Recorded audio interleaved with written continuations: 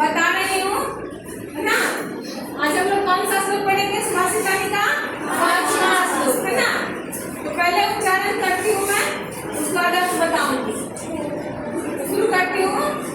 धन धान्ये प्रयोगेषु विद्याया संग्रहेषु च।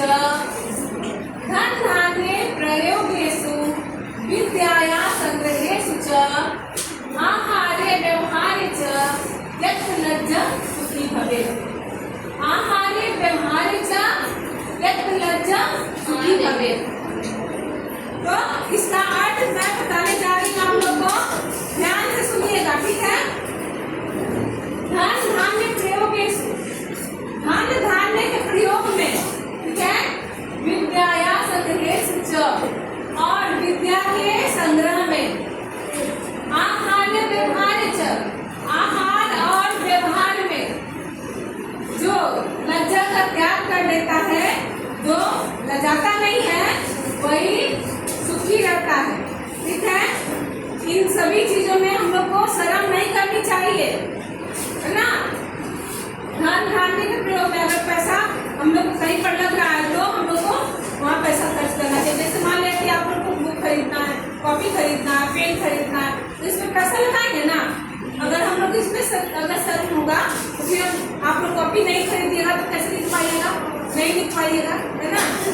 इसी तरह से फिर विद्या के संग्रह में हम लोग को ज्यादा से ज्यादा विद्या कहीं से भी ले लेना चाहिए, जहाँ से आपको मतलब जो समझ में आए। मान लीजिए मैथ में कुछ समझ नहीं आ रहा है, और आपके बगल वाले को, बगल वाला जो भैया है या दीदी है, उसको मैथ आ रहा है, तो आप उससे मैथ सीखिएगा ना।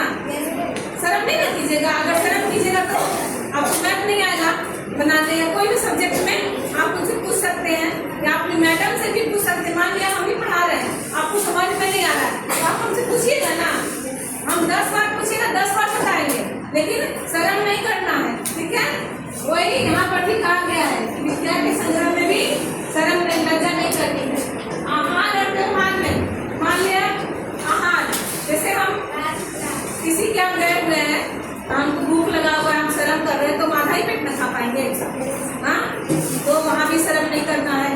अपने व्यवहार में जैसे किसी के साथ हमको बातचीत करनी है, कोई बात है, मेरा जरूरी बात है, तो उसमें हम बात करेंगे जाके। मान लिया हम ही से आपको कुछ बोलना है, तो हमसे आप बातें बोलिएगा तभी तो हम जानेंगे, है ना। तो उसमें भी लज्जा नहीं करनी चाहिए, तो हमकी समस्या आपकी घर के घर ही रह जाएगी वो समस्या, ठीक है।